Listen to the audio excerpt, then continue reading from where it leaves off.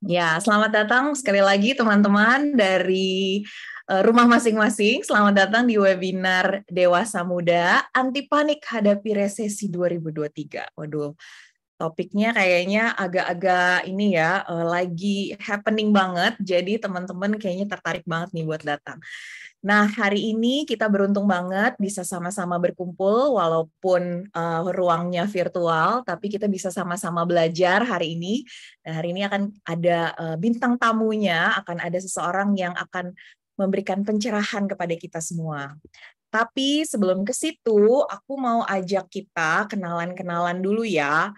Jadi katanya tak kenal maka tak sayang. Jadi kita mau kenalan dulu sama siapa sih yang mengadakan acara hari ini? Wah, sebentar ya, kita akan kenalan dulu. Jadi sebelum kita buka, kita kenalan dulu sama um, si Dewasa Muda GKI Kota Wisata. Jadi siapa sih Dewasa Muda GKI Kota Wisata ini?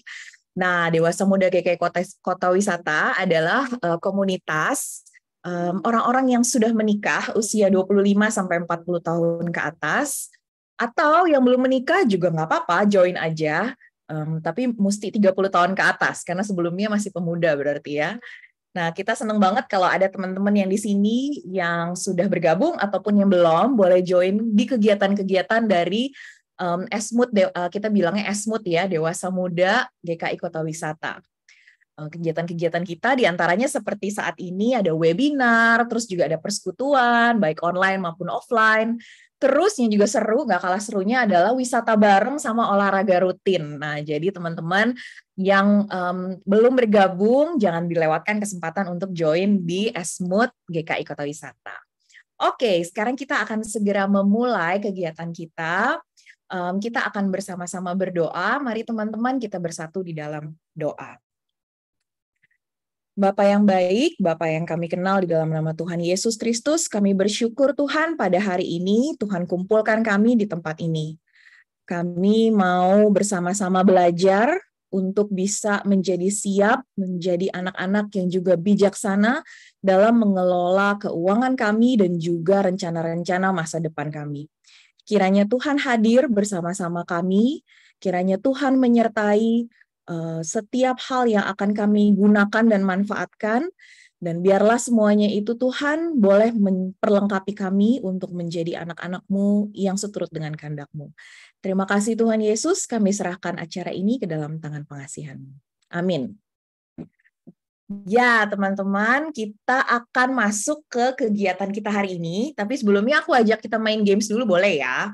Jadi teman-teman boleh membuka di kolom chat, akan ada diberikan, nah sudah ada Berta share, ada link, teman-teman boleh coba buka linknya, kita akan bersama-sama main game singkat aja. Nah, iya Bu Natalia masih kepala 4, masih masuk kok, tenang aja Bu Natalia. Yuk kita main games bersama, kita akan main games ini atau itu. Oke. Udah masuk teman-teman? Nah, boleh yang udah masuk boleh kasih tanda hati atau tanda jempol di bawah ya, biar saya bisa tahu nih, udah ada penghuninya belum di tempat games kita ini. Oke, udah ada beberapa orang ya. Nah, kita mau main games ini siap-siap, tapi nggak usah tegang ya, santai aja. Ini nggak ada soal-soal yang diberikan, nggak ada soal matematika juga. Gitu. Jadi teman-teman bisa pikir-pikir tapi langsung aja jawab ya. Kita mulai ya gamesnya. Yang pertama, nanti teman-teman boleh pilih ini atau itu, oke? Kita. Nah, ini pertanyaan soal pertama. 2023 pasti resesi. Ayo, menurut teman-teman, itu hoax aja atau beneran deh? Gue yakin itu bakal resesi. Coba kita lihat. Oke, wow, ternyata 50-50 ya. Oke, banyak yang makin yakin. Iya, iya, iya. Kita lihat keyakinan orang-orang yang ada di sini. Yakin banget, kayaknya ini lebih banyak yang yakin ya pada malam hari ini. Jadi mudah-mudahan nanti pembicaranya bisa membantu kita memberikan tips-tips supaya jadi siap. Karena banyak yang yakin nih pasti resesi. Ini kayaknya udah siap-siap nih mau dengerin dan mau mencatat apa saja tipsnya karena banyak yang yakin bakal resesi. Oke, kita lanjutkan. Ada satu soal lagi. Nah, kira-kira teman-teman di sini panik banget kalau resesi? Coba, aku pengen tahu. Enggak ah, santai aja. Tuh ada, iya, itu saya gue panik banget kalau resesi. Ya, count me in. Coba, siapa? Oh, banyak yang santai, sans aja gitu ya. Yang yakin kalau yang panik banget nih kayaknya cuma 8%. Banyak yang santai aja. Berarti kita udah selesai ya. Makasih untuk acara hari ini, Om. Tapi aku tahu mungkin teman-teman ini yang santai aja ini karena dia seneng banget hari ini dapat pencerahan. Jadi that's why santai aja. Malam ini kita akan belajar kok biar nggak panik gitu ya. Mudah-mudahan itu ya. Oke, siap. Terima kasih teman-teman yang udah main game singkat ini bersama dengan aku. Pasti teman-teman sebenarnya ini lama banget sih kok kita nggak mulai-mulai nih. Aku pengen dengar ini sebenarnya apa namanya apa sih tips-tipsnya apa dong? Tapi sebelumnya kita kenalan dulu sama narasumber kita ya. Jadi narasumbernya malam hari ini spesial banget, jauh-jauh didatangkan dari rumahnya sendiri. Nah, narasumbernya ini siapa namanya? Nah, aku kenalkan ini dia. Namanya adalah Kak Mario Sudiono. Nah, apakah teman-teman bisa melihatnya sebentar ya? Nah, ini dia. Kak Mario Sudiono, izinkan aku membacakan sedikit biodata singkatnya. Nanti kalau mau kenalan boleh lebih lanjut ya, di DM-DM juga boleh. Jadi Kak Mario Sudiono ini saat ini ada pekerjaannya sebagai Financial Controller di PT Era Jaya Swasembada. Tapi beliau juga ada pelayanan di anggota bidang Sarpen, BPMSW di GKI SW Jabar, banyak banget singkatannya ya. Nah, terus juga beliau Wakil Ketua Umum dan Wakil Bendahara Umum GKI Taman Aries. Dan kalau teman-teman lihat di bawah namanya nih, ada banyak banget singkatan-singkatan yang kayaknya arah-arahnya mempersiapkan kita bisa nih ya untuk menghadapi nanti 2023. Jadi beliau ini Certified Financial Planner, Certified Securities Analyst, sama Certified Risk Professional. Jadi siap nih kayaknya kita ya belajar dari Kak Mario. Dan tidak berlama-lama lagi, aku mau undang dulu Kak Mario mana ya? Kak Mario. Halo, selamat malam, Kak Kak Mario. Tasya. Oke, selamat malam Kak Mario. Gimana kabarnya, sehat? Sehat, puji Tuhan. Oke, jadi ini tadi kalau dengar dari teman-teman udah ketahuan ya ada yang benar-benar yakin banget bakal resesi, tapi banyak yang agak santai. Nah, jadi mungkin boleh dibantu supaya kita makin lebih santai karena kalau saya tadi milihnya yang gue panik sebenarnya kalau beneran resesi. Jadi boleh Kak Mario waktu Ya, dan siap. aku persilahkan. Oke, Silakan. kita mulai sekarang nih, Kak Tasya. Oke, saya panik tadi waktu baca chat di bawah, mulai-mulai sudah bahas FTX tadi di bawah. Luar biasa. Baik, selamat malam teman-teman. Saya panggilnya teman-teman ya. Ini saya lihat ada juga di sini pembicara kondang juga nih, ikut hadir di sini. Baru tidak lama ketemu di Aries ya, Pak Kris. Halo, Oke, malam Mario, malam semua. ya, ini gantian nih. Oke, selamat malam juga ada Pak David, gitu ya. Juga untuk semua rekan-rekan dewasa muda, dewasa di kota wisata. Ya, hari ini kita mau sama-sama belajar, gitu ya. Kita sama-sama boleh saling sharing. Jadi nanti saya awal akan berbagi yang saya persiapkan, juga nanti kita bisa bersama-sama di akhir untuk kita bisa saling sharing. Gitu ya. Jadi bukan berarti dengan tadi dibilang ada begitu panjang di akhir nama saya terus tahu semua, begitu ya. Tapi nanti kita boleh saling belajar. Begitu ya. Oke, izinkan saya akan memulai. Saya akan share screen. Sebentar saya atur ini saya dulu ya.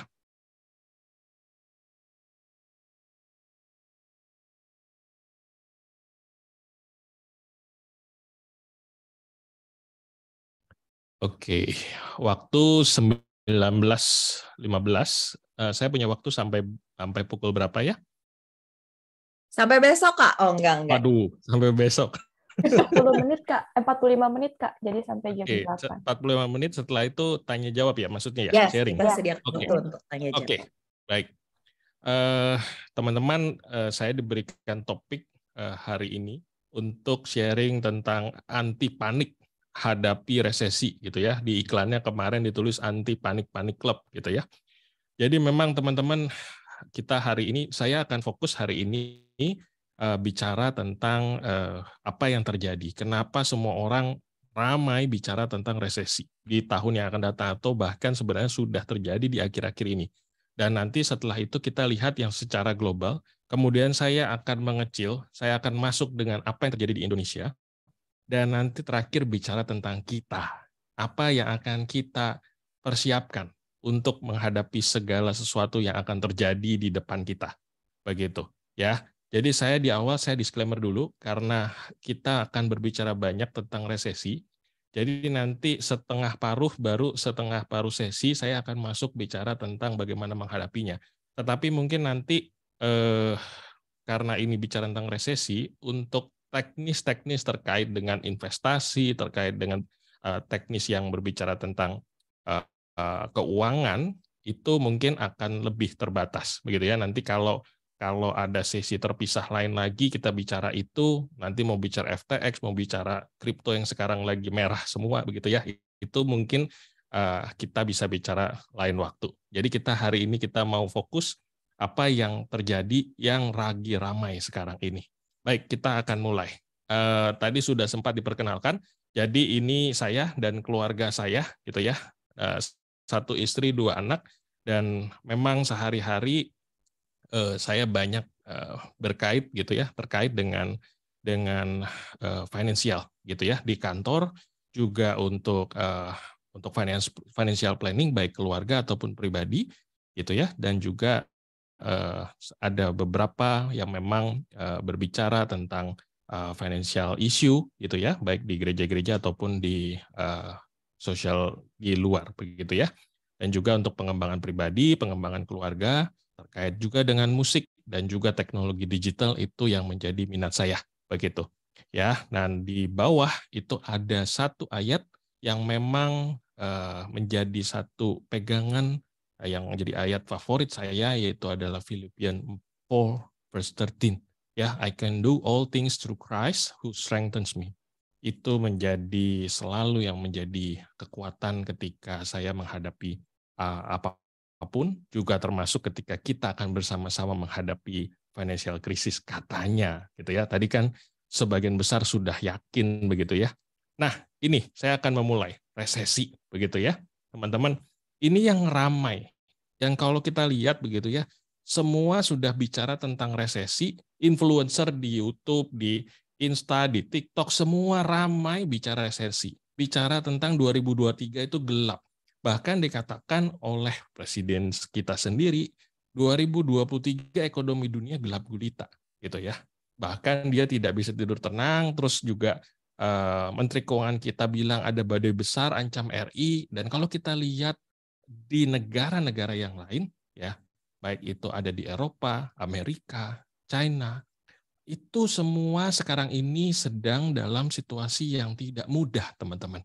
Ya, semua menunjukkan bahwa ada sesuatu yang tidak baik, dan itu semakin dibunyikan, semakin ramai sehingga kita mulai bingung. Ya, puji Tuhan tadi semuanya santai aja gitu ya, hampir sebagian besar gitu loh. Tetapi memang ini kadang-kadang membuat kita itu kalau sesuatu yang baik dibandingkan isu-isu sesuatu yang tidak baik, pasti lebih cepat bunyinya adalah yang tidak baik. Lebih cepat kita terpengaruh dengan sesuatu isu yang tidak baik gitu ya. Nah, hari ini kita mau sama-sama lihat sebenarnya, saya akan memulai sebenarnya apa sih gitu ya. Saya mungkin mundur dulu karena mungkin semua orang belum tentu mengerti sebenarnya resesi itu apa gitu ya. Nah, ini saya cepat di sini ya. Resesi itu sebenarnya situasi di mana suatu negara itu mengalami perlambatan pada periode tertentu, perlambatan secara ekonomi gitu ya. Nah, ini definisi yang sudah sering dipakai di mana ketika ada PDB, gejalanya itu adalah PDB mengalami kontraksi dan perlambatan itu terjadi di dalam 2 kuartal berturut-turut. Jadi dia akan pertumbuhan ekonominya itu, perlambatan ekonominya, dan akan kelihatan di dalam PDB-nya itu akan minus selama 2 kuartal berturut-turut. Ini definisi yang sering dipakai teman-teman ya. Nah, kalau kita tanya Pak PPDB itu apa sih gitu ya? PPDB itu secara gampangnya itu sebenarnya adalah apa yang dihasilkan, barang dan jasa yang dihasilkan di market dari semua dari orang-orang yang ada di suatu negara dalam periode tertentu. Itu PDB gitu. Nah, kalau rumus dulu kita belajar gitu ya, PDB itu ada consumption plus investment plus konsumsi pemerintah ditambah net daripada ekspor impor. Ya, ini kita bicara teori dulu sedikit gitu ya di awal supaya semua aware kenapa sih orang-orang bilang resesi gitu ya. Nah, kalau kita lihat gitu ya, teman-teman, sebentar saya pakai ini. Oke. Kalau kita lihat di PDB atau kalau yang di bahasa Inggris itu adalah GDP ya. Di Amerika itu memang sempat dua kuartal berturut-turut negatif. Ya, itu kalau kita lihat waktu kuartal 2, kuartal 3 di US kemarin itu sudah menunjukkan negatif dalam 2 kuartal berturut-turut. Makanya ramai dibilang resesi. Tetapi ternyata kuartal 3 kemarin muncul dia positif. Jadi benar resesi atau enggak nih? Gitu ya. Terus kita lihat yang lain. Kok nggak jalan? Ini.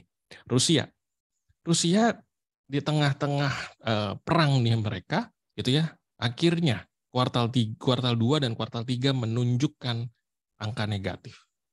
Jadi dikatakan bahwa Rusia sedang di dalam kondisi resesi ya. Nah, kalau kita lihat UK yang ada di Eropa sana, itu belum minus, tetapi sudah melambat, sudah menurun teman-teman tracknya. Ya, bisa dilihat ya.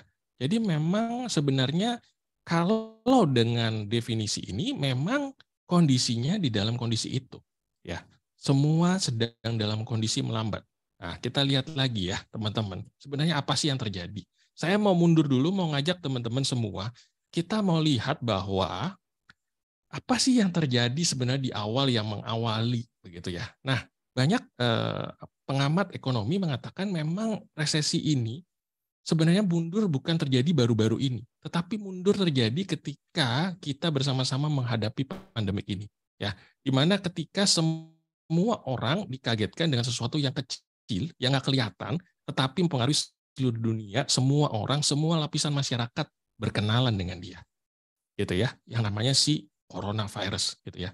Dan apa yang terjadi waktu itu ketika coronavirus ini datang di semua tempat, mengunjungi banyak orang, ternyata akhirnya banyak tempat akhirnya melakukan lockdown, melakukan penutupan.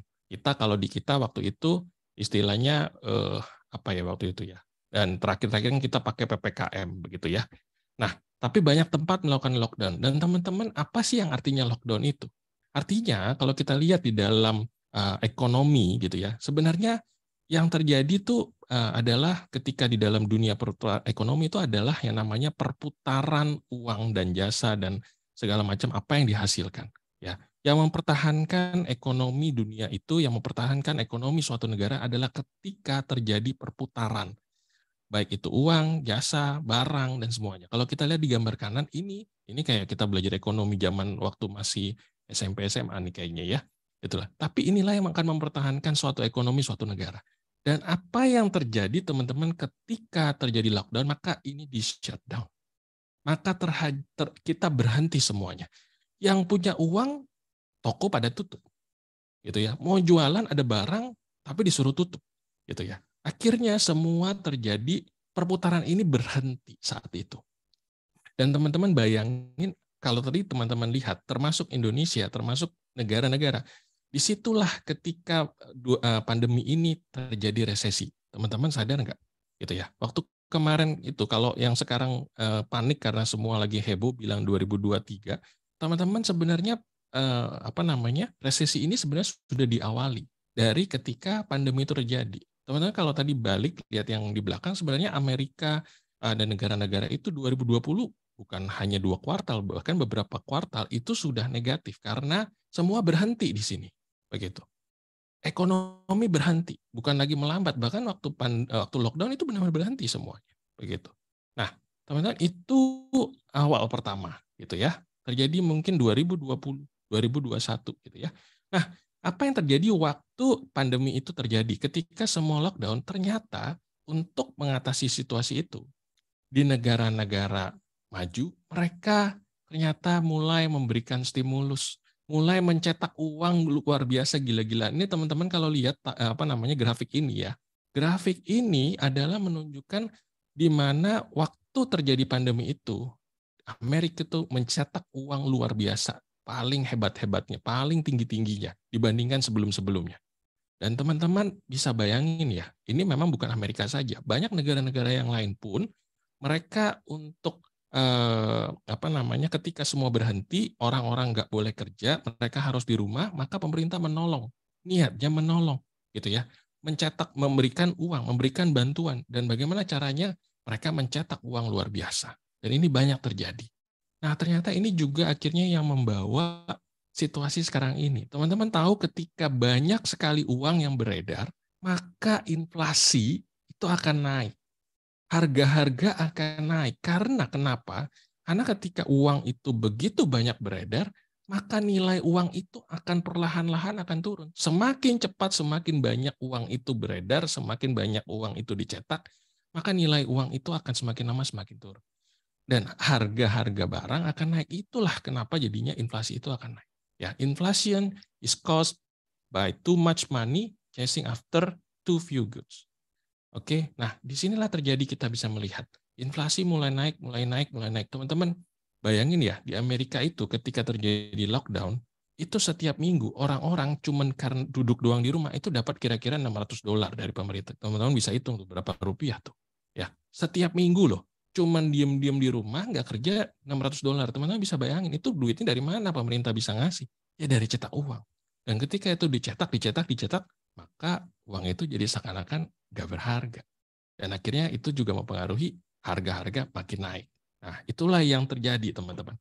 Terus kemudian ketika harga-harga makin naik, ketika inflasi naik, dan kita lihat di sini, ya, harga-harga bukan hanya harga-harga yang, dan kalau kita lihat sudah banyak yang menunjukkan makanan pun naik, BBM naik, ya, energi naik, semua naik. Dan kalau teman-teman lihat di grafik di sebelah kanan itu menunjukkan bahwa semua ya negara itu mengalami inflasi yang cukup luar biasa. Dampak dari yang tadi ketika terjadi pandemi. Terus kemudian semua orang ekonomi berhenti, terus akhirnya pemerintah negara-negara itu menolong mereka mencetak uang, banyak uang beredar, akhirnya harga barang-barang itu naik dan terjadilah inflasi yang luar biasa. Banyak negara-negara yang mencatat inflasi yang tertinggi dari puluhan tahun sebelumnya. Ya, ini luar biasa ya. Teman-teman lihat ya di kanan itu 40-year high, 41-year high gitu ya. Artinya selama ini nggak pernah seperti ini. Ya. Itu yang terjadi, teman-teman. Nah, terus ini ya teman-teman, ketika mereka menyadari bahwa wah, negara-negara ini terlambat ya. Mereka ketika menyadari bahwa wah, ternyata barang-barang sudah naik, inflasi sudah naik luar biasa. Caranya bagaimana nih untuk ngembaliin? Akhirnya yang dilakukan adalah mereka menaikkan suku bunga. Ya, karena harga-harga itu udah terlampau naik, inflasi udah terlampau tinggi, mereka untuk mengejasnya juga, teman-teman lihat di sini ya, di sebelah kiri ya. Itu mereka menaikkan suku bunganya itu juga secara sudutnya itu luar biasa naik sekali cepat gitu ya. Itu nggak pernah terjadi seperti itu. Ya, dia naikin suku bunga itu begitu cepat dan orang-orang pasti akan kaget, dan itulah sebenarnya yang memicu yang namanya dikatakan itu resesi gitu ya. Semua orang kaget, waduh, kok sekarang suku bunganya segini? Teman-teman bayangin kalau kita punya hutang tiba-tiba hari ini bunganya 0, sekian tiba-tiba jadi 4%, sekarang suku bunga Amerika terakhir ini yang di-adjust itu sudah hampir 3,75 sampai 4% suku bunga acuannya. Dari 0, sekian waktu di awal tahun 2022. Teman-teman bayangin dalam waktu ini sudah mau hampir 1 tahun ya, itu naik 4%. Teman-teman kalau punya KPR bayangin gitu ya. Tiba-tiba naik 4% dari bunganya. Dan kalau kita lihat di sebelah kanan semua negara juga melakukan itu. Gitu ya. Nah, teman-teman, habis itu ditambah diperparah Februari kita mendengar cerita ini. jauh sih dari Indonesia, tetapi ternyata ini mempengaruhi seluruh dunia, di mana ada perang gitu loh. Dan perang ini di Rusia dengan Ukraina ini mereka sangat mempengaruhi ketika mereka itu sebenarnya sumber daripada Rusia itu kan sumber energi begitu. Juga ada komoditas di situ. Dibilang itu adalah gandum gitu kan. Nah, jadi teman-teman perhatikan ya, ini ketika terjadi akhirnya pasokan energi, pasokan komoditas yang ada yang banyak bersumber dari Rusia yang terutama untuk negara-negara di Eropa itu terputus. Ya, teman-teman bayangin ya, ketika mereka ini sudah memasuki musim dingin dingin ya pastinya musim dingin dan mereka butuh penghangat. Dan ketika butuh penghangat ternyata sekarang mereka mengalami energi krisis karena Rusia lagi perang, terputuslah. Mereka nggak bisa dapat pasokan. Begitu. Dan inilah yang terjadi, apa yang terjadi di Eropa sana sekarang ini. Ya, bisa mati lampu, bisa mereka nggak punya energi dan kadang-kadang ini ya menjadi satu hal yang berdampak kepada dunia bisnis, berdampak kepada perekonomian negara. Makanya yang terjadi di Eropa itu ketika energi krisis ini, wah, itu juga akan memperlambat ekonomi mereka, teman-teman. Ya, jadi bayangin ya teman-teman, ini sebenarnya cerita behind the story daripada cerita-cerita daripada kenapa sih resesi gitu ya. Nah, teman-teman, kita mulai masuk nih ke Indonesia. Pertanyaannya, kita kan semua di Indonesia saat ini. Indonesia bagaimana Kak ketika dunia itu semua sedang heboh dengan kondisi perekonomian yang melambat ini? Indonesia bagaimana?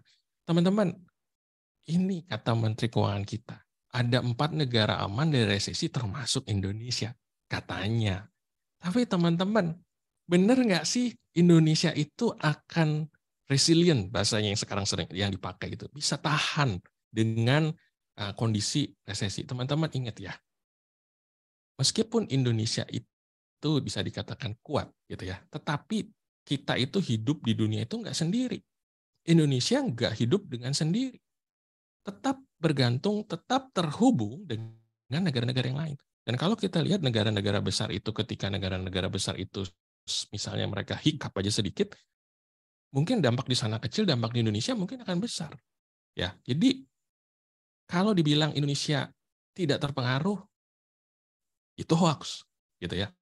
Tetapi kita terpengaruh, gitu ya. Tetapi memang dikatakan dilihat dengan orang-orang yang sudah berpengalaman gitu di bidang keuangan, kita masih bisa kuat untuk bertahan, katanya. Tapi kita lihat nih apa yang terjadi nih akhir-akhir ini. Ya, ini diumumkan baru-baru ini kuartal ketiga ini.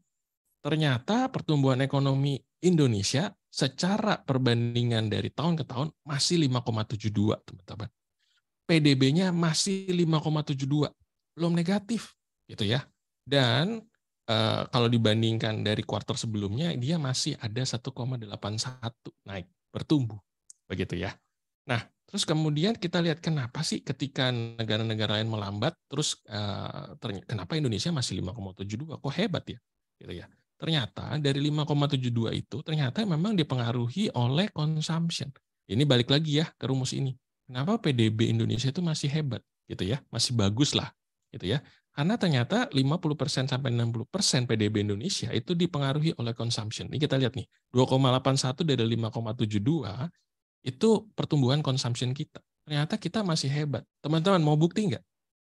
Teman-teman buktinya begini. Memang konsernya batal ya Justin Bieber ya. Justin Bieber itu konsernya ketika saya cari harga tiketnya itu paling mahal itu 8,5 juta. Tetapi dalam waktu 2 jam tiketnya sold out. Meskipun nggak jadi konser ya, batal konsernya. Nah yang lebih up to date sekarang misalnya konser tiketnya Blackpink gitu ya. Dari 1,3 sampai 3,8 juta. Itu katanya kurang dari 15 menit habis untuk 2 hari teman-teman. Dan itu kalau dihitung, saya sedikit hitung ya, mereka pakai mereka pakai kapasitas gedung itu yang adalah 77.000, bilanglah mereka pakai 2,5-nya, itu ada 38.500 tiket yang dibagi. 15 menit habis untuk 2 hari.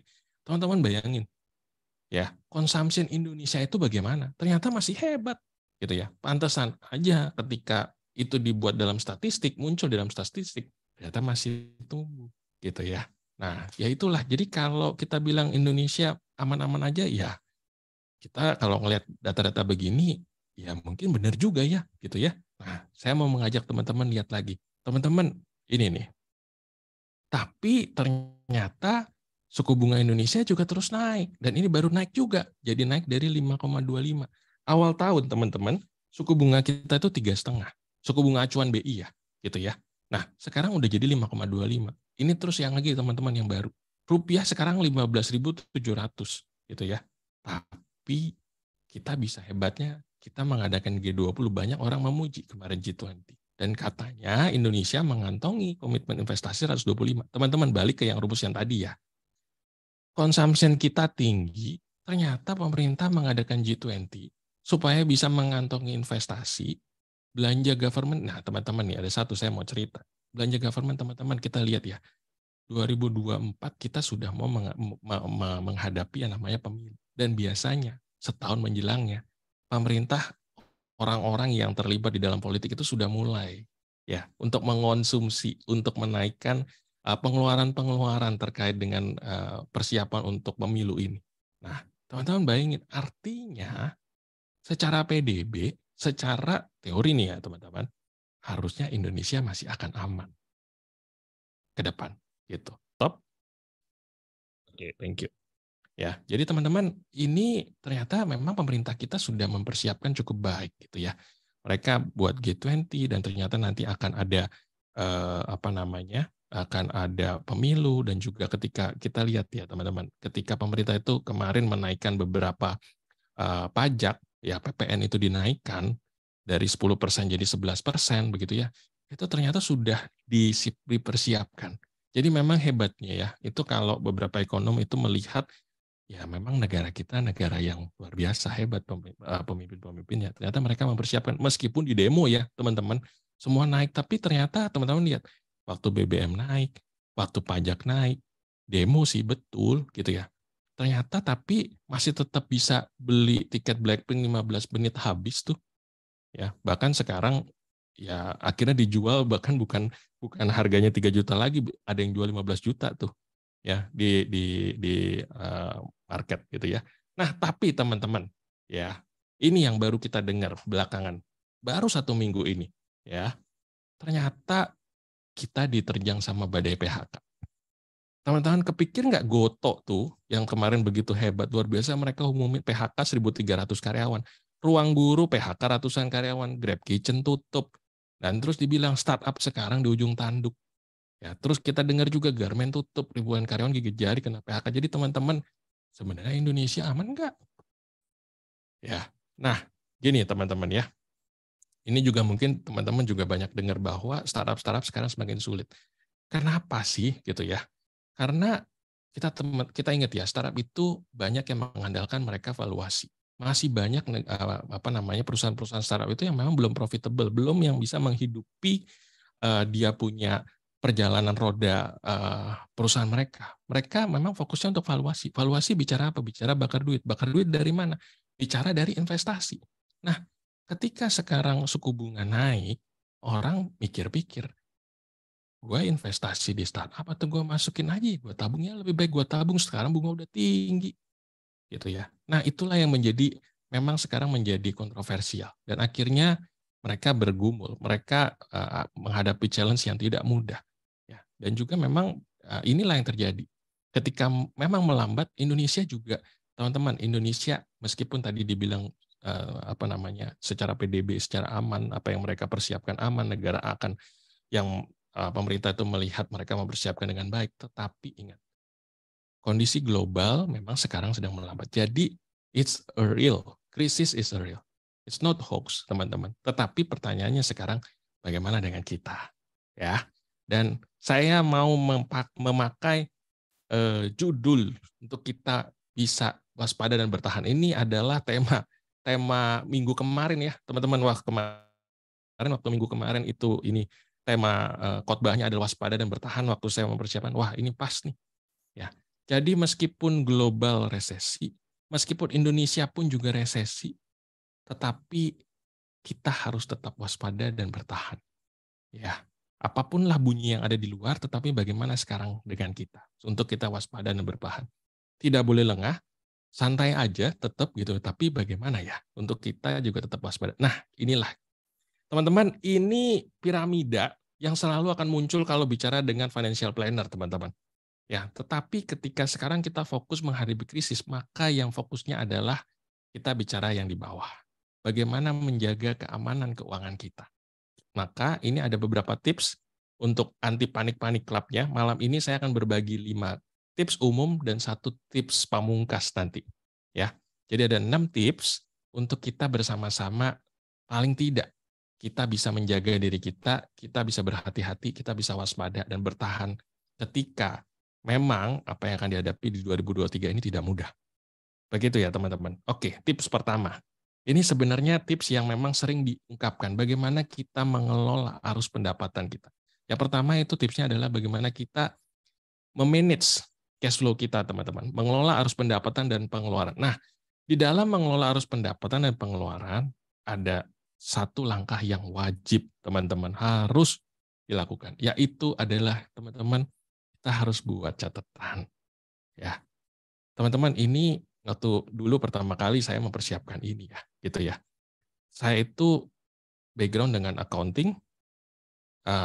Dulu sebelumnya waktu pertama kali kerja juga jadi auditor, siapin laporan keuangan orang lain, perusahaan-perusahaan begitu. Tapi saya nggak pernah nyatet keuangan sendiri. Malu teman-teman, ya nyatetin buat orang lain tapi nggak pernah nyatet buat sendiri. Nah akhirnya bertobatlah dari situ.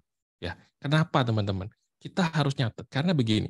Tanpa kita mencatat, kita nggak bisa mengelola dan mengatur, dan kita nggak pernah tahu di kantong kita ada berapa. Jadi yang sampai sekarang belum mencatat, bertobatlah. Gitu ya. Ini langkah pertama yang kesannya sangat simpel, tetapi sebelum bicara yang lain, ini harus mulai dari sini. Dan kita sudah dipermudah banyak aplikasi, teman-teman. Ya, kita catat masuknya berapa, keluarnya berapa, untuk apa aja. Sehingga kita tahu yang mana yang kita mau keluar, yang kurangin. Posisi kita sekarang surplus atau enggak, atau bahkan defisit. Tanpa kita catat, kita nggak pernah tahu. Ya, ini yang pertama, teman-teman. Jadi di situ dibilang, you cannot manage what you do not measure in. Kalau kita nggak mencatat, kita nggak akan pernah bisa manage. Kita nggak pernah bisa ngukur. Itu yang pertama, teman-teman, untuk bicara tentang cash flow. Terus yang kedua, teman-teman.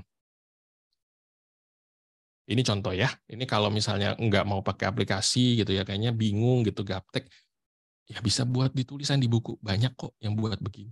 Saya pun sekarang ya, saya pakai ini kok, saya pakai Excel, teman-teman, untuk mencatat pengeluaran pendapatan setiap bulan. Saya punya surplus berapa, punya yang ditaruh di investasi berapa, investasinya di mana, gitu ya teman-teman. Jangan sampai ya teman-teman, kita beli, kita masukin investasi, beli ini, beli itu, tapi kita nggak tahu uang kita di mana. Begitu mau dipakai, begitu mau dibutuhkan, kita bingung, gitu ya. Nah, terus yang kedua, bicara tentang mengelola arus pendapatan dan pengeluaran, teman-teman. Di sini mau bicara, kita harus bisa punya yang surplus.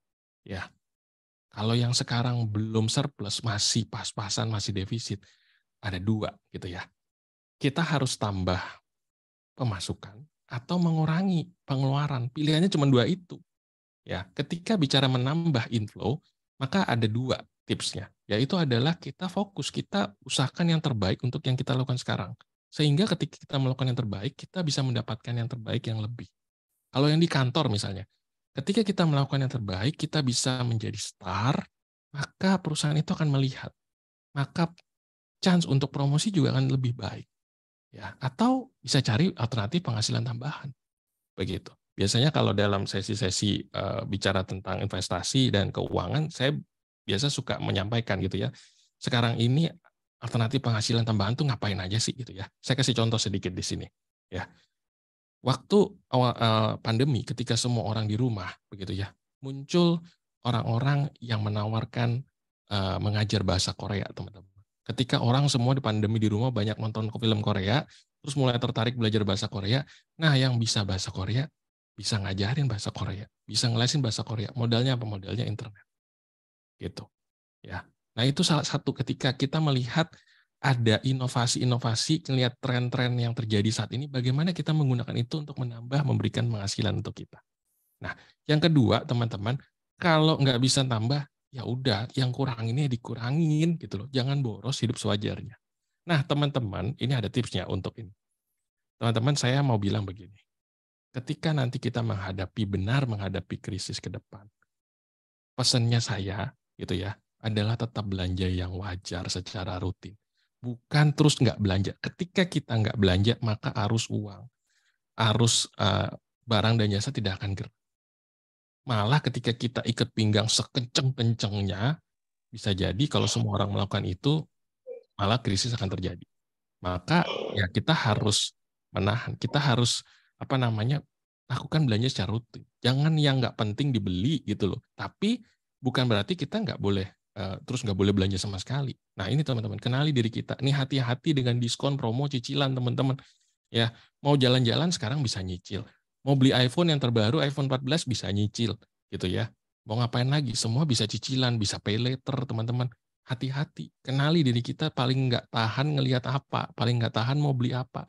Begitu buka begitu buka handphone kita, waduh, ada aja yang dibeli. Nah, hati-hati. Ya, ketika dalam kondisi yang terbatas, ketika kondisi ke depan tidak mudah, teman-teman hati-hati. Ya, tetap. Nah, ini biasa ya.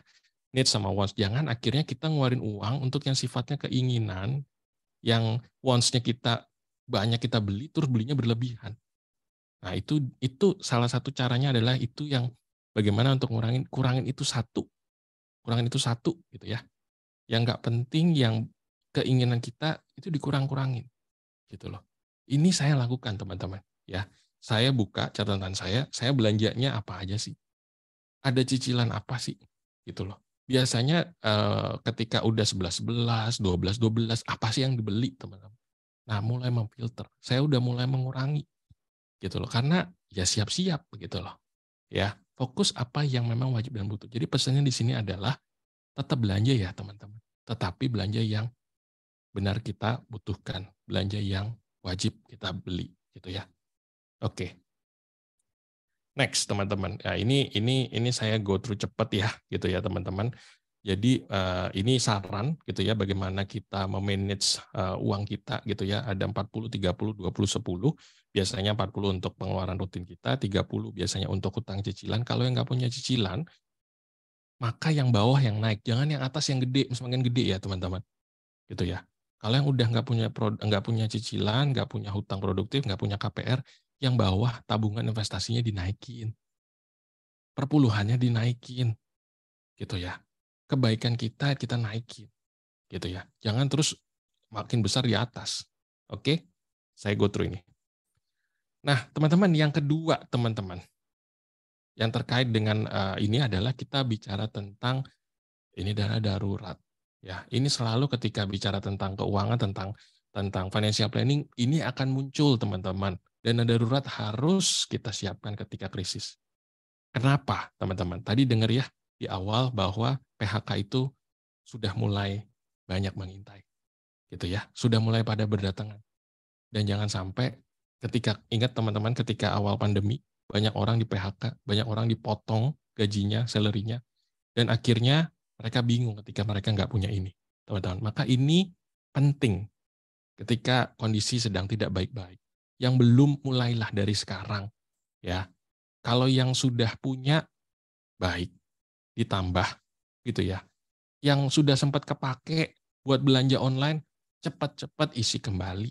Ya, ini bukan buat belanja ketika ada diskon, ketika ada handphone baru keluar, terus pakai ini dulu deh, nanti lagi kita isinya nanti lagi. Teman-teman cepat-cepat isi.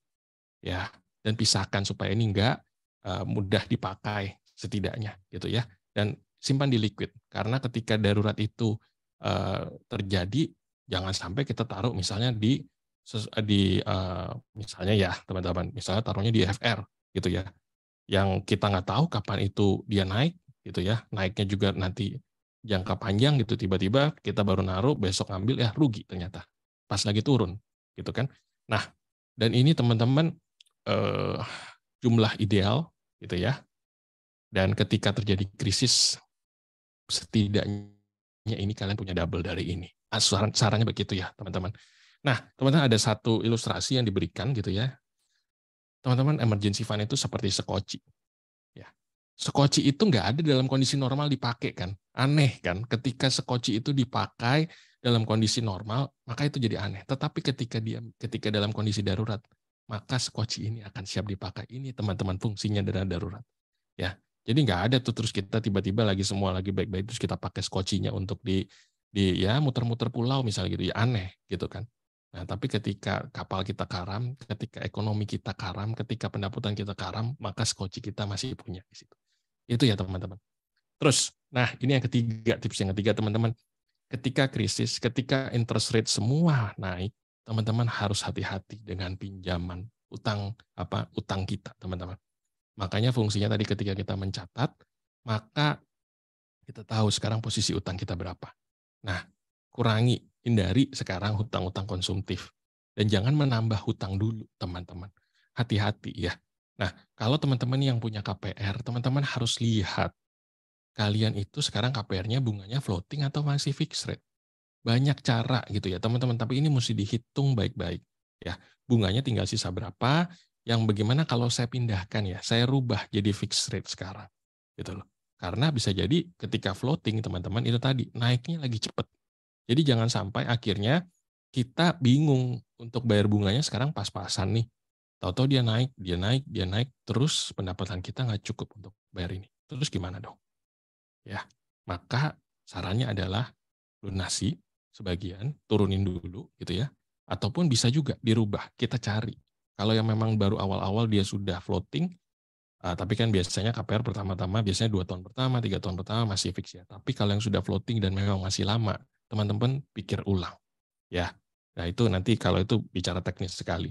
Nah, terus kemudian ini bisa restrukturisasi, bisa nilai pokok, bisa panjangin tenor. Teman-teman kalau udah kepepet, teman-teman harus melakukan sesuatu. Jangan diam aja, karena begitu diam aja, itu hutang numpuk, nah, kita pusing kalau udah begitu. Nah, ini saya mau share tentang dasar berhutang. Ya, utang itu bukan untuk nutup utang, gali lubang, tutup lubang ya, teman-teman. Nah, terus ini nih, teman-teman jangan berhutang karena pertimbangan emosional. Sebelah rumah beli mobil baru, mobil listrik, jeng-jeng, terus kita bilang sama suami, "Pak, mau dong," gitu kan. Masa kalah sama sebelah. Terus lihat teman kantor beli handphone iPhone 14 baru gitu ya. Terus, mau juga kan bisa pay later, kan bisa cicilan 24 bulan sekarang bahkan kan begitu. Ya. Belilah gitu. Teman-teman hati-hati ya. Gitu loh. Jangan karena emosi, karena gaya hidup kita berhutang gitu ya. Gunakan kartu kredit, teman-teman. Kartu kredit itu bukan penghasilan tambahan. Itu hutang, teman-teman. Hati-hati. Ya, itu kita dimudahkan dengan segala sesuatu, tetapi ya itulah jebakan.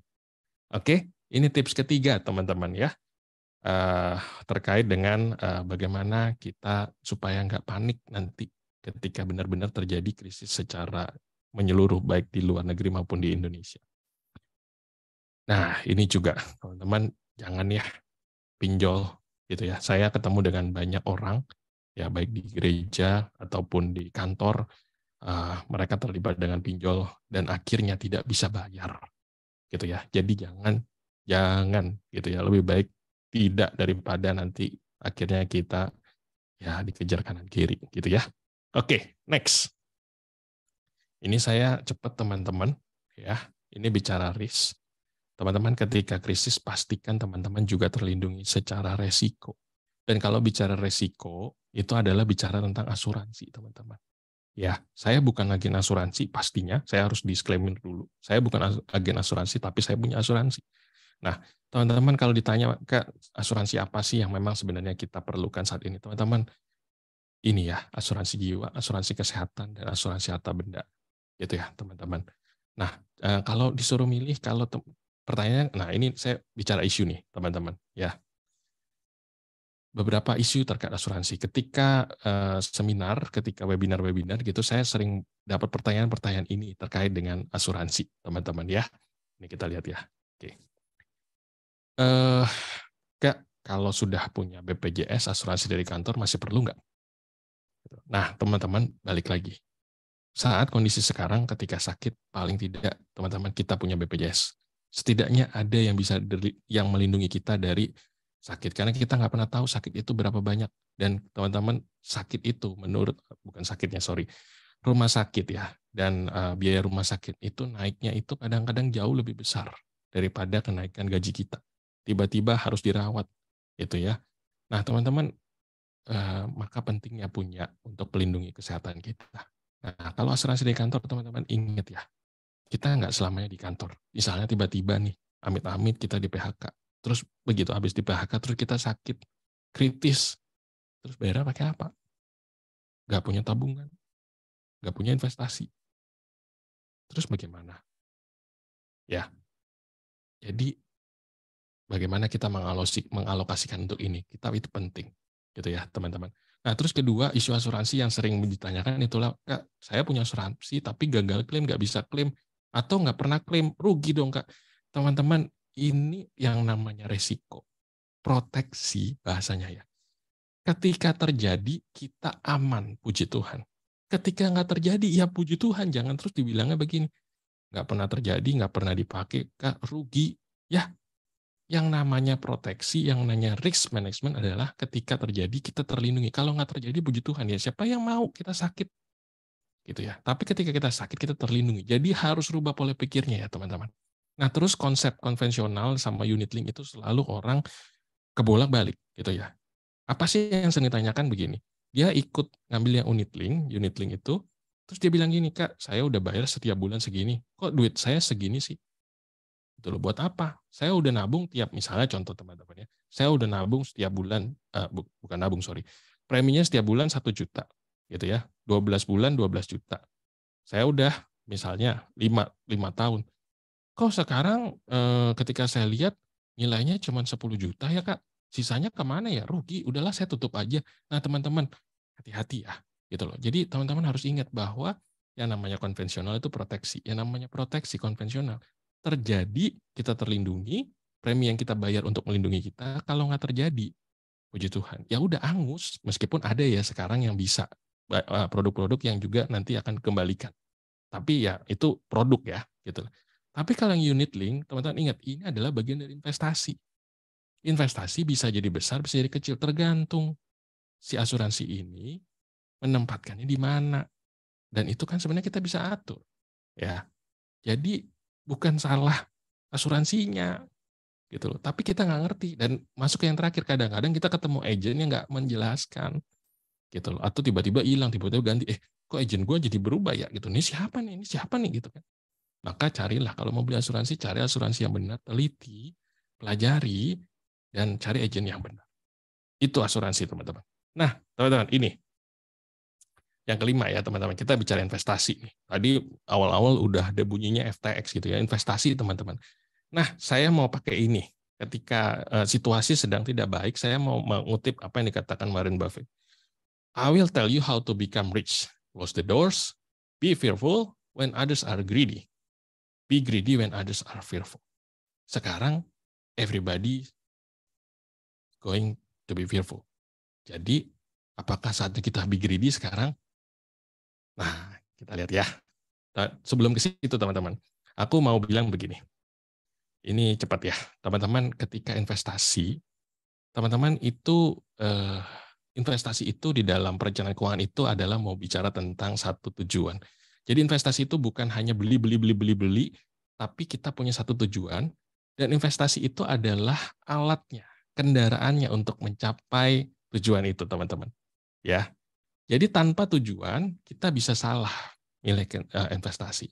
Kita mau pakai untuk apa? Berapa lama kita akan pakai itu? Berapa besar itu nanti kalau ditarik sekarang? Berapa duit? Dan kita cari produknya.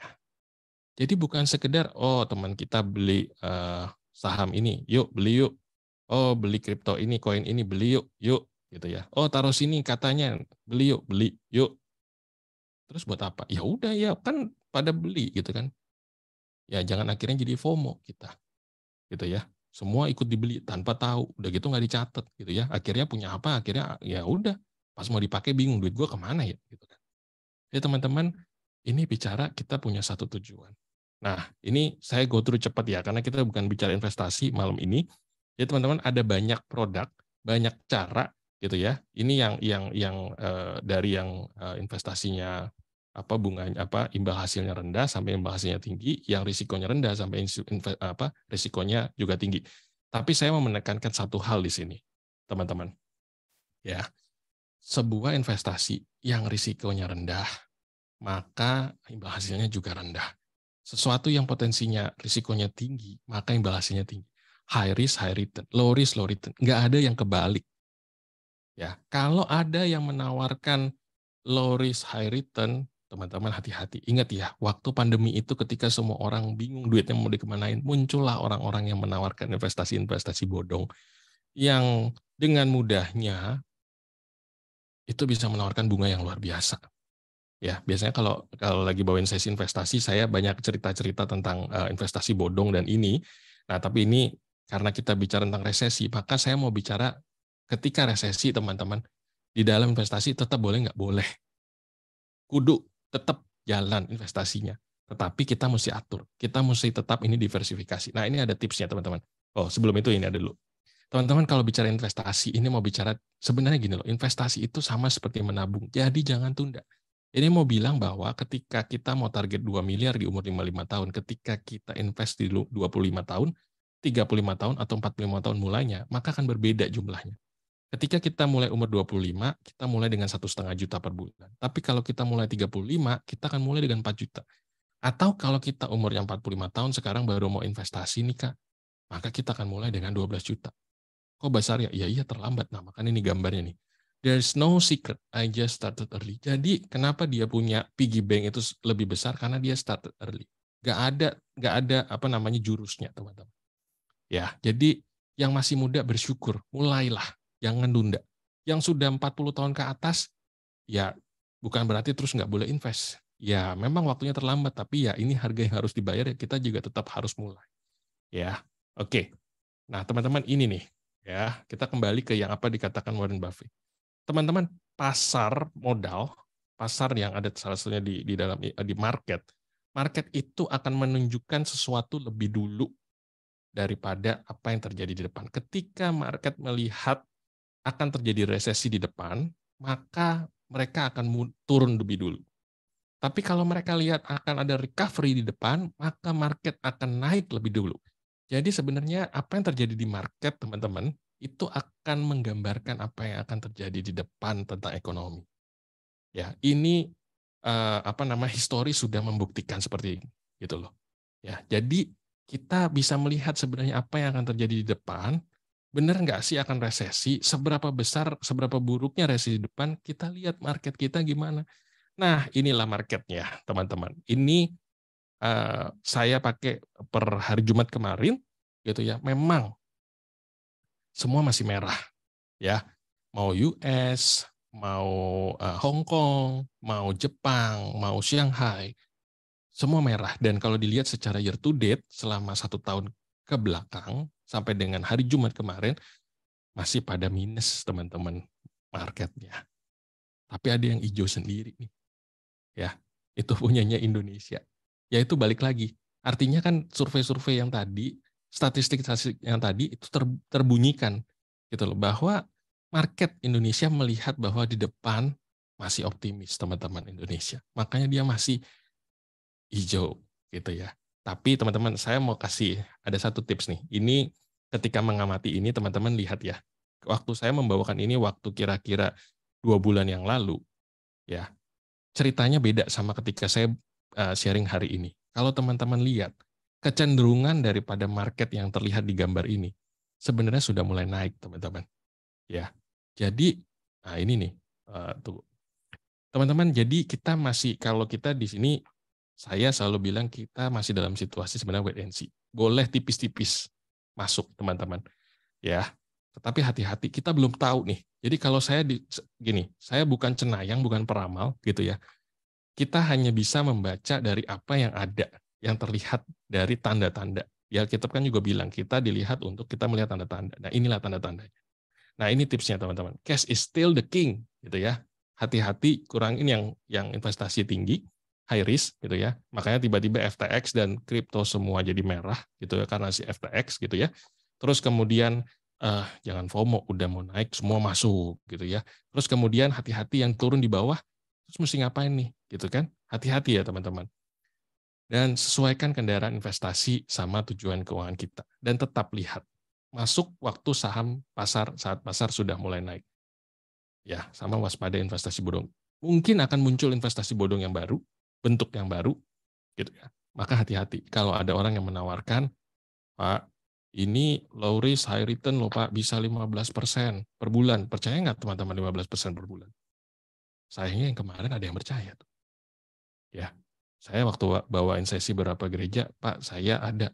Terus ditawarin lagi, suruh Rick lagi, Pak, boleh nggak sekarang? Saya bilang no. Gitu ya. Oke, teman-teman. Nah, ini terakhir untuk menutup sebelum kita sharing. This is the last but the most powerful tips, teman-teman. Ya, karena ini kita berbicara di gereja, maka saya mau bicara hikmat firman Tuhan yang akan menutup diskusi kita nanti sebelum kita sharing bersama-sama. Teman-teman, ini yang Filipi yang tadi yang menjadi ayat favorit dan saya selalu bawakan ini, gitu teman-teman. Aku tahu apa itu kekurangan, aku tahu apa itu kelimpahan. Dalam segala hal dan dalam segala perkara tidak ada sesuatu yang merupakan rahasia bagiku, baik dalam hal kenyang maupun dalam hal kelaparan, baik dalam hal kelimpahan maupun dalam hal kekurangan, segala perkara dapat kutanggung di dalam Dia yang memberi kekuatan kepadaku. Teman-teman, kalau dalam bahasa Inggrisnya ada satu kata yang menarik di situ, adalah being content.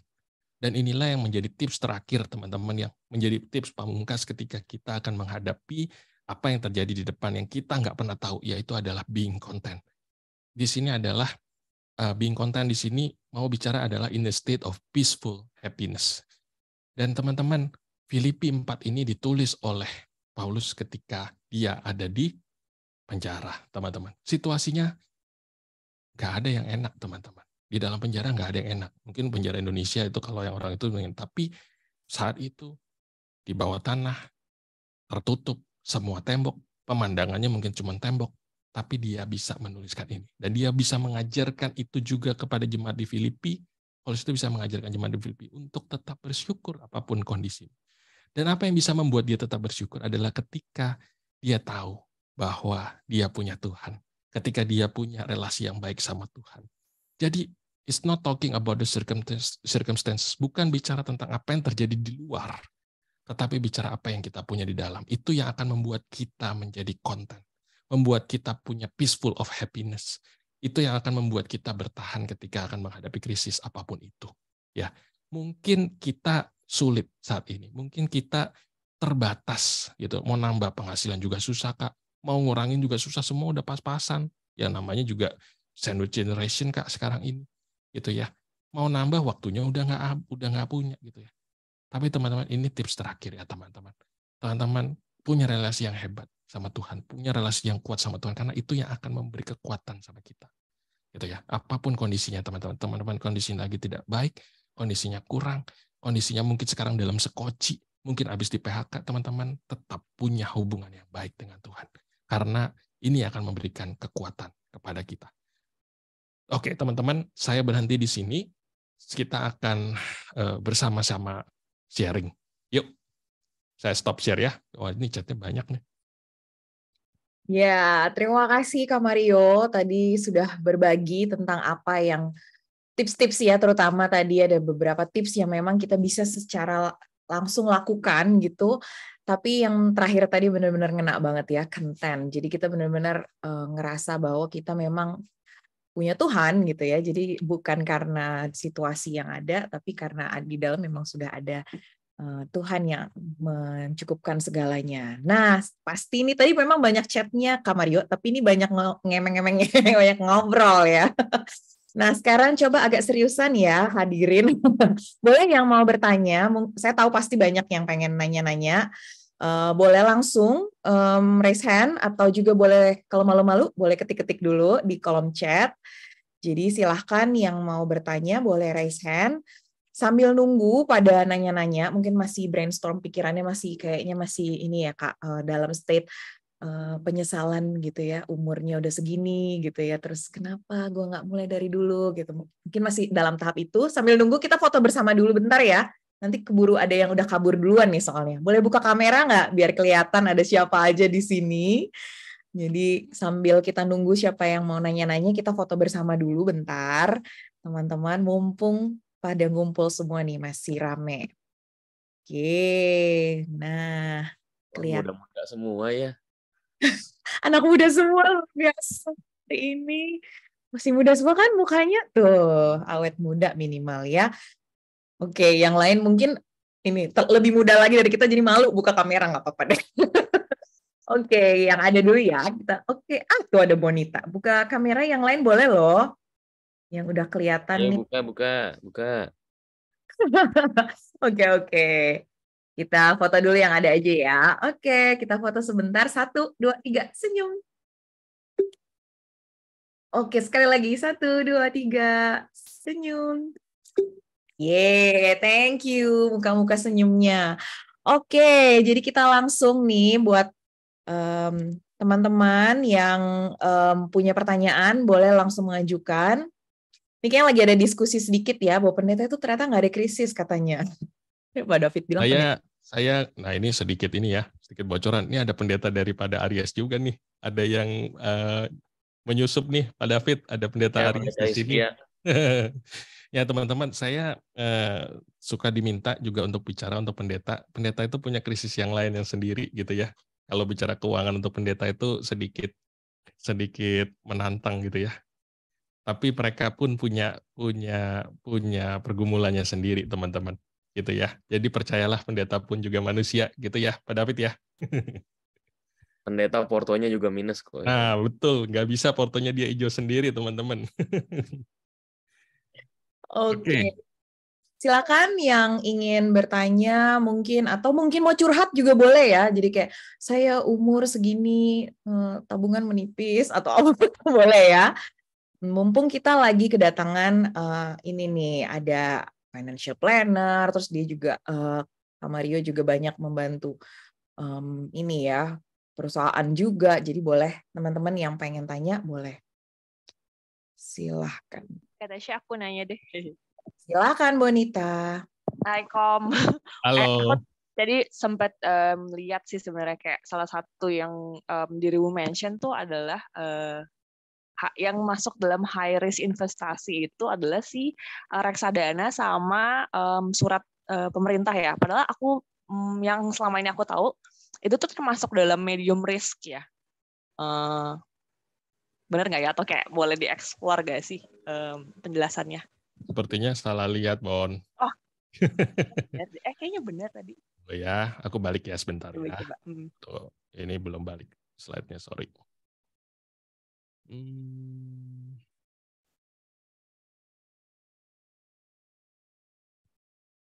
Ya, ada yang di mana ya tadi? Jadi slide terakhir ya. Oke, this is the slide. Oke. Ada zoom-nya. Ini bunyinya begini. Ini makanya tadi agak buru-buru jadinya mungkin kebacanya jadi kurang ini ya. Kurangi investasi high risk. Nah, jadi lebih kita untuk ini yang direkomendasikan adalah reksadana pasar uang, obligasi pemerintah saat ini. Ya. Jadi maksudnya untuk kurangi high risk gitu ya, kurangin FTX kita gitu ya, kurangin kripto kita sekarang cukup harus hati-hati ya teman-teman. Gitu ya. Itu mungkin kalau aku ada kesempatan nanti bicara investasi itu bisa panjang tuh ceritanya di situ ya. Kalau semua orang bilang NFT itu luar biasa waktu awal-awal gitu kan. Nah ya di Doge gitu ya. Saya pernah punya Doge terus akhirnya nyungsep juga gitu ya. Gitu. Ya gitu teman-teman. Ya. Jadi memang saat ini yang direkomendasikan yang untuk kita berjaga-jaga adalah kita cukup harus berhati-hati dengan high risk karena kita nggak pernah tahu dia kapan turun, begitu ya. Maka perkaya dengan yang low risk dan juga medium risk untuk saat ini, begitu. Oke, ya memang mungkin ya tapi kan gini, itu akan dibarengi dengan ketika interest-nya naik.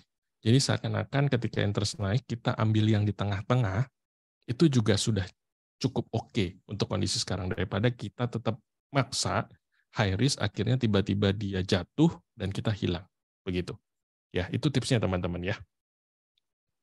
Oke, Thank you. Gimana Bon? Oke, thank you. Ya, tadi buru-buru jadi message-nya berubah tuh. Iya nggak apa-apa. Jadi kalau teman-teman ada yang mau dieksplor lagi, kalau tadi kayaknya kayak nangkepnya kok gitu ya gitu. Nah, boleh ditanyakan. Jadi kalau ada pertanyaan atau sharing atau mau curhat, boleh banget. Waktunya spesial banget malam hari ini kita kedatangan Kak Mario.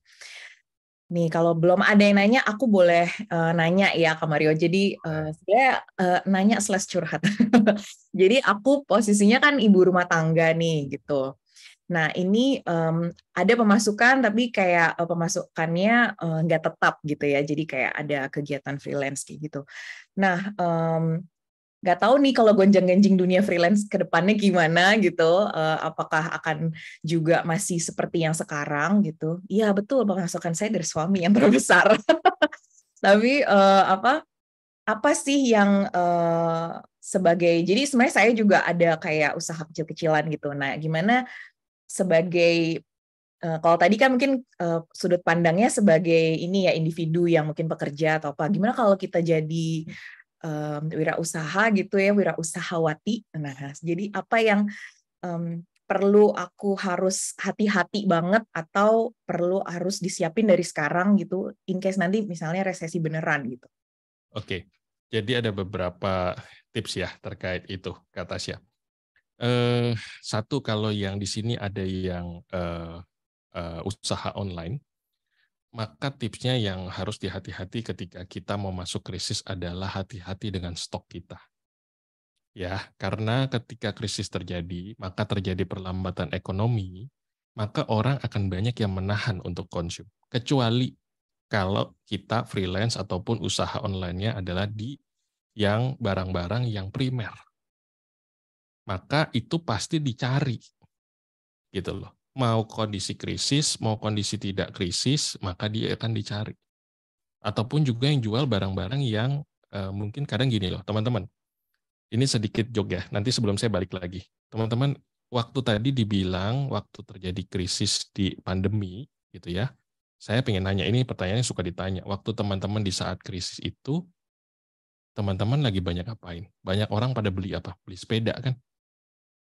Nah, Ya, betul. Brompton saat itu 100 juta, 150 juta dibeli teman-teman. Wah, Indonesia tuh hebat itu. Ya, sekarang tinggal 30-an juta si sepeda itu, Brompton itu. Jadi dibilang Indonesia waktu itu krisis enggak? Kok bisa ya itu? Ramai semua orang, kita lihat semua kanan kiri Brompton gitu ya. Padahal harganya bocan. Nah, itu. Teman-teman, jadi ada yang kadang-kadang gini loh, ketika krisis ada yang memang kita harus jeli. Kita harus lihat gitu ya. Apa sih yang lagi itu cepet-cepet, tapi begitu sudah lewat masanya, maka ya udah kita makanya jangan nyetok gitu. Kalau udah nyetok, akhirnya kalau yang main barang begituan, wah jualnya susah. Jadi hati-hati dengan stok. Ketika mau masuk krisis, ketika kita freelance-nya dan yang yang kita jual itu barang-barang primer aman. Tapi kalau yang sekunder, apalagi tersier kayak barang sepeda begitu ya, kalau sudah masker tuh. Kalau yang stok yang dulu jualan masker, waktu awal-awal mahal, wah luar biasa gitu ya. Tapi begitu harganya dipatok, begitu harganya diturunin, wah bingung habis itu. Harga beli lebih mahal daripada harga jual. Kita mau jual gimana? Udah nggak bisa jual lagi. Jadi hati-hati dengan stok. Ya, jadi tipsnya itu, kata Tasya. Ya, kalau yang online hati-hati dengan stok. Coba lihat tetap, karena di setiap masanya, meskipun dalam pandemi, ada, iya sandang primer masih sandang pangan papan, iya betul, masih sama gitu ya, makanan kita masih sama kan nasi gitu kan, belum berubah gitu kan, ya gitu.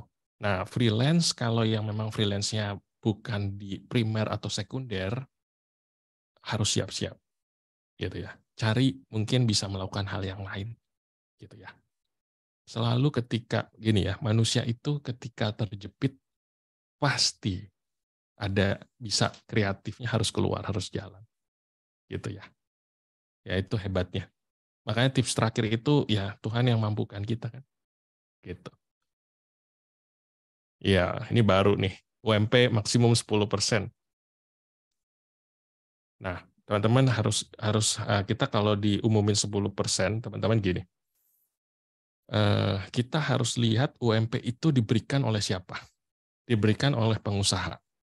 Ya, kalau usahanya ternyata stagnan, usahanya pas-pasan, karyawannya minta 10%, teman-teman bisa bayangin apa yang terjadi? Gitu ya. Pilihannya adalah dia kurangin orangnya demi 10% atau ya dia tetap jaga orangnya tapi mungkin 5%. Karena nggak akan pernah ada bisa dalam kondisi gini. Udah lambat, jualannya sedikit, naiknya besar, terus mau minta, terus pasti dipenuhin. Ini pengusaha, teman-teman. Ya, gitu. Kita pun juga kalau pengusaha juga mikir-mikir gitu ya. Kita punya karyawan, dibilang, Pak, saya minta tagih, naik gaji saya 10%. Padahal kita punya omset turun 10%. Kira-kira kalau kita jadi pengusahanya, kira-kira kita kasih nggak? Nah, itu sih sebenarnya. Oke. Nah, ini ada pertanyaan di kolom chat nih. Ya. Rutin nabung, skala receh tapi. Padahal mah recehnya Pak Bin kita nggak tahu ya. Recehnya Pak Bin beda. Recehnya beda. Artinya nggak tahu kita ya. Nah, ini sebaiknya diperatapi, ditangguhkan, atau dilanjutkan nih. Ini reksadananya yang merah, reksadana apa ya Pak Bin? Saham ya Pak? Iya Pak. Oh iya, ya memang. Cuman memang gini ya, balik lagi tergantung apa yang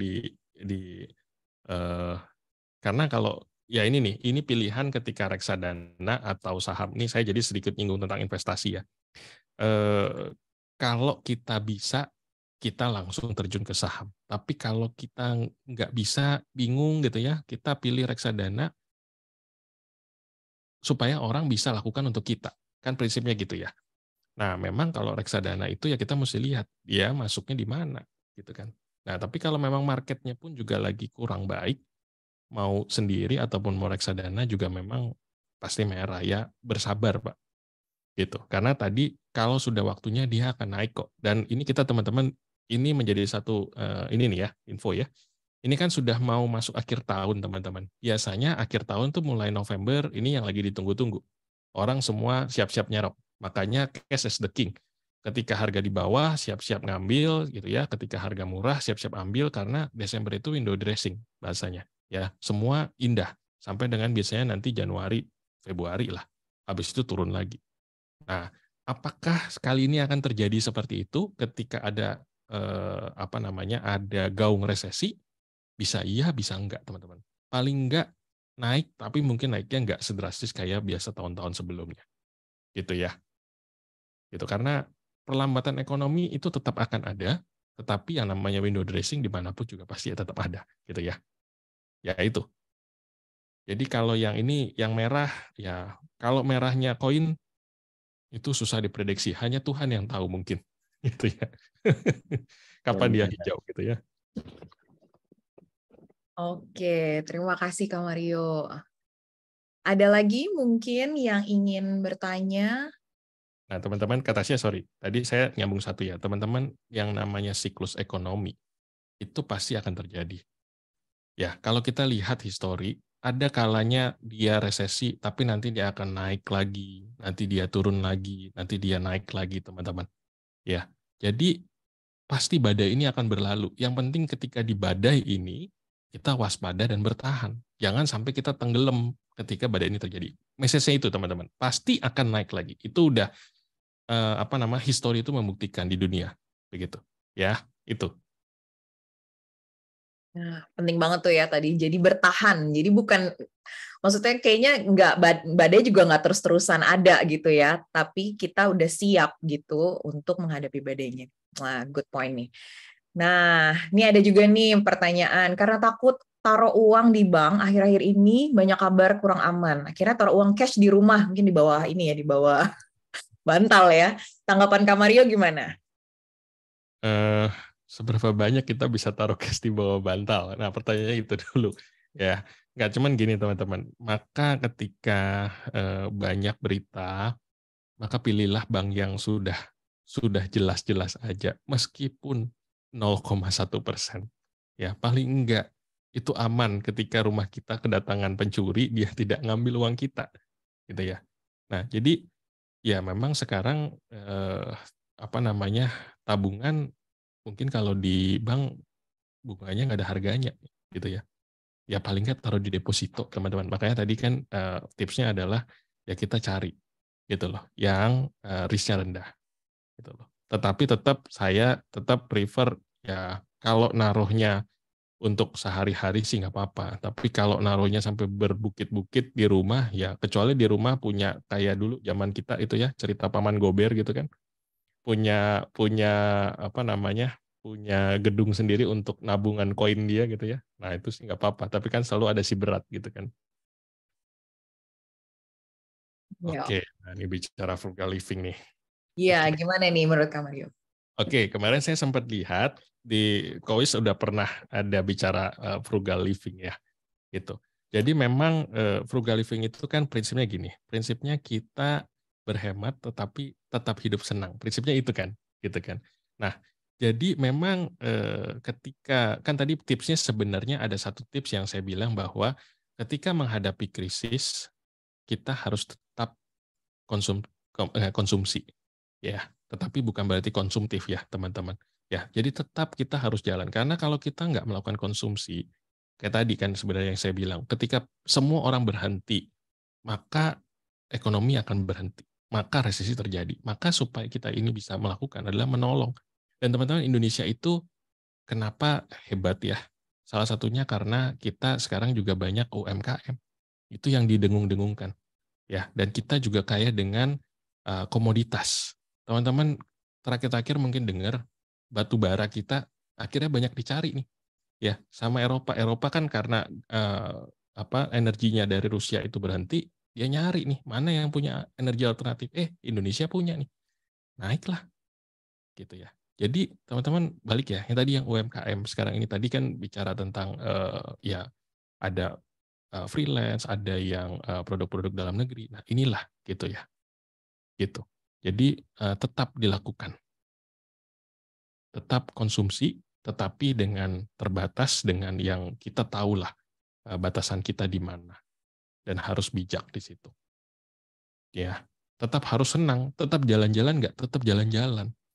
Nggak apa-apa. Gitu. Tapi pentingnya tadi buat catatan ya itu, jangan udah ya sekarang masalahnya jalan-jalan juga bisa ngutang sih ya. Gitu ya. Jadi akhirnya jalan-jalan tapi ngutang gitu loh. Tiba-tiba cicilannya nggak cukup, pendapatan kita nggak cukup untuk membayar cicilan. Nah lu bingung deh. Terus ngutang lagi, pusing deh itu. Gitu. Ya. Jadi tetap nyatet, kita tahu nih, tetap bisa. Ya, gitu. Oke, ini benar banget ya. Jadi tetap aja konsumsi, tapi kita semakin bijak juga ya mengeluarkannya sesuai dengan apa yang menjadi kebutuhan dan bukan jangan selalu jadi keinginan terus. Nah, ini ada pertanyaan juga nih, Kak. Adakah investasi yang bagus kalau di kondisi seperti ini? Ini bagus itu relatif, teman-teman. Ya. Sekarang bagus itu relatif karena tadi balik ya. Investasi itu kita bicara untuk kita mau tujuannya untuk apa. Gitu. Saya sedikit buka deh gitu ya. Tapi saya nggak sebut karena saya nggak boleh. Ada etik yang saya harus tetap pegang ketika membawakan webinar. Tapi porto sedikit, buka sedikit ya. Jadi saat ini yang memang sedang ada di porto saya itu bicara tentang saya ada obligasi gitu ya. Obligasi bahkan terakhir-terakhir kan juga ada yang, jadi gini, obligasi itu ada yang fix, ada yang floating juga kan teman-teman. Obligasi pemerintah ya bicara ya. Nah ketika floating, ketika lagi kondisi naik terus begini, itu menarik gitu ya. Nah itu satu ya teman-teman. Terus kemudian saya ada juga yang untuk taruh di deposito untuk dana darurat itu masih ada. Dan kadang-kadang, nah ini sedikit high risk nih. Belakangan itu kan ada bank digital. Bank digital itu juga bunganya menarik ya, tetapi tetap harus hati-hati, ukur ya teman-teman gitu. Yang tahu diversifikasi dan risikonya bagi kapal teman-teman itu teman-teman sendiri. Saya punya di situ. Nah, terus juga kalau bicara ada P2P, nah cuma P2P ini hati-hati ya teman-teman. Jangan sampai P2P-nya yang untuk konsumtif terus akhirnya orang nggak bisa bayar, akhirnya uang kita hilang gitu ya. Itu masih menarik gitu. Nah, terus kemudian untuk yang sedikit high risk bicara tentang saham gitu ya. Saya sekarang balik karena udah dalam kondisi begini saya harus konservatif. Jadi saya taruh di blue chip. untuk sementara ini ya, gitu loh. Saya belum saya mengurangi yang hari ini masuk, ntar sore keluar ngototin gitu ya, itu saya kurangin gitu loh. Ya, gitu. Kalau dulu sering begitu ya. Setiap hari bisa ada cuannya gitu ya. Tapi kalau sekarang ya ngelihatin adanya turun gitu kan. Ini bocuan gitu kan. Nah, kalau koin saya lagi keluar dulu semua. Gitu. Ya. Itu lagi tutup dulu dompet koinnya, saya lagi tutup dulu. Daripada nanti saya jantungan gitu kan. Itu. Tapi tiap orang punya preference ya, teman-teman, begitu. Ini preference dan risk profile beda-beda gitu ya. Gitu. Oke, mudah-mudahan Kanina tadi kejawab ya. Pasti udah catat-catat tuh tadi yang mana yang bisa dicoba dilakukan. Nah, kayaknya kita sudah sampai di akhir tanya jawabnya. Jadi kalau teman-teman nanti masih ada pertanyaan lagi, boleh nanti kontak-kontakan sama melalui pengurus Esmut boleh, atau nanti Kak Mario boleh berbagi kontaknya nggak ke teman-teman di sini? Ya, jadi biasanya nanti saya akan share materi saya tadi, satu, terus kedua di dalam materi itu nanti saya akan kasih nomor kontak saya. Jadi kalau ada yang mau lanjut, ada yang mau konsul, bebas ya. Ini privilege ketika teman-teman hadir hari ini gitu ya, nanti bisa sharing atau ada yang mau ditanya. Misalnya lebih detail portonya gitu ya, gimana jadi dari merah jadi hijau misalnya gitu ya. Oke. Thank you. Baik banget, terima kasih Kak Mario. Jadi kita nanti akan dibagikan ya sama pengurus Esmut, nanti boleh ke aku atau ke Berta, boleh minta filenya nanti ke kita. Nah, sebelum kita menutup tanya jawab dan ini, Kak Mario ada nggak 1-2 statement yang kayaknya bisa membantu kita untuk semakin nggak panik menghadapi resesi 2023 ini? Oke, aku akan tutup dengan closing statement begini. Teman-teman, ini apa yang menjadi super tips kita gitu ya. Dunia boleh resesi, Indonesia boleh resesi, tetapi kita yang percaya sama Tuhan sebagai anak-anak Tuhan, ketika kita punya Tuhan, seharusnya kita bisa bertahan dan waspada ketika resesi. Ya, jadi bijaklah ketika resesi itu akan datang, teman-teman.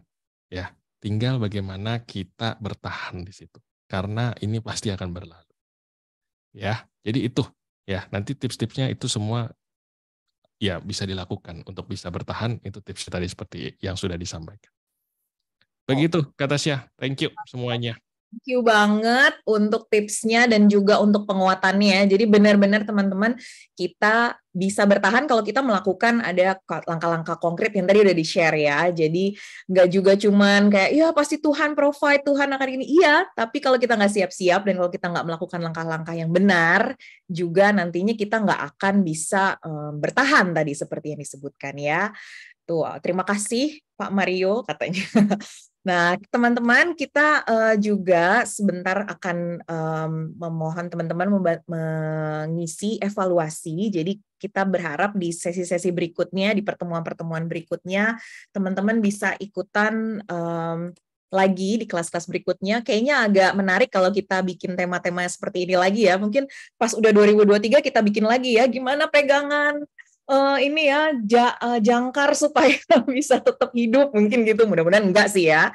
Jadi teman-teman nanti untuk di sesi-sesi pertemuan-pertemuan berikutnya dan kita bisa meningkatkan pelayanan di Dewasa Muda, aku mengundang teman-teman boleh klik link yang ada di kolom chat. Tuh gimana supaya bisa jadi sultan, Pak, boleh ditaruh di saran nanti ya. Gitu. Tuh Pak Mario ada tugas tuh dari pendetanya tuh. Oke, bikin sesi di rumah sendiri boleh disarankan juga. Oke, teman-teman boleh isi dulu evaluasinya supaya kita bisa di berikutnya kita bisa lebih baik lagi.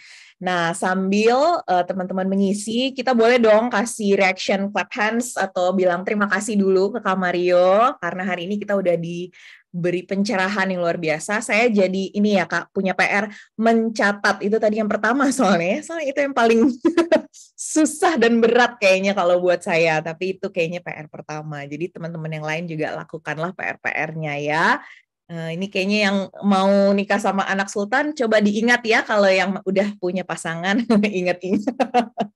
Nah, oke. Mudah-mudahan teman-teman udah pada ngisi tadi. Nah, aku mau promo sedikit. Jadi tadi ada Kak Mario bilang kalau ada butuh rekreasi tetap rekreasi gitu. Jadi jangan yang lah jadinya nggak ngapa-ngapain juga. Nah, kalau misalnya teman-teman lagi nggak ada duit mau rekreasi bareng, boleh sama Dewasa Muda ya. Kita ada tempat di mana kita akan rekreasi bareng. Sama kita ada olahraga rutin. Olahraga tuh penting juga ya teman-teman. Jadi aku mau undang teman-teman juga untuk ikutan ke kegiatan kita berikutnya. Jadi kita nanti mau ngadain yoga bersama.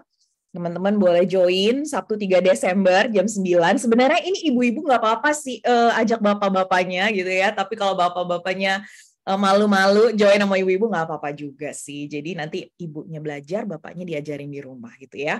Jadi teman-teman boleh join di kegiatan yoga. Nanti next month-nya akan ada badminton. Jadi kita ganti-gantian ya. Nah, berikutnya kita udah sampai di akhir acara. Kebetulan ada Bapak David di dalam ruangan ini. Boleh ya Pak David bantu kita untuk menutup pertemuan malam hari ini yang penuh insight ini dalam doa. Saya persilahkan Pak David. Baik, mari kita berdoa.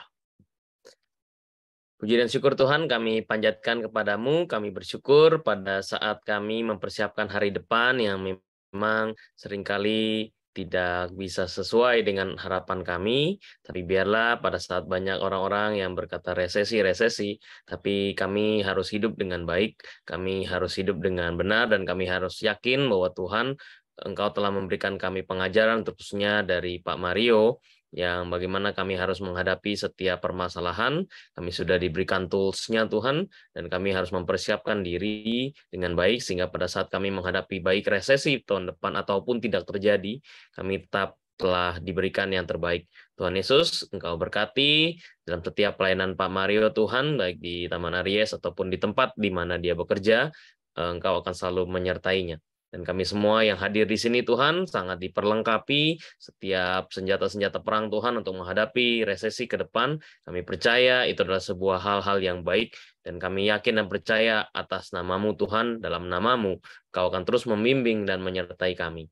Terima kasih ya Tuhan, sebentar lagi kami akan berpisah. Engkau berkati dalam setiap kegiatan aktivitas kami selanjutnya, ataupun pada saat kami istirahat, kami akan bisa menikmati istirahat kami, dan pada esok hari kami akan bangun dengan tubuh dan jiwa yang sehat. Dalam nama Tuhan Yesus Kristus kami berdoa. Amin.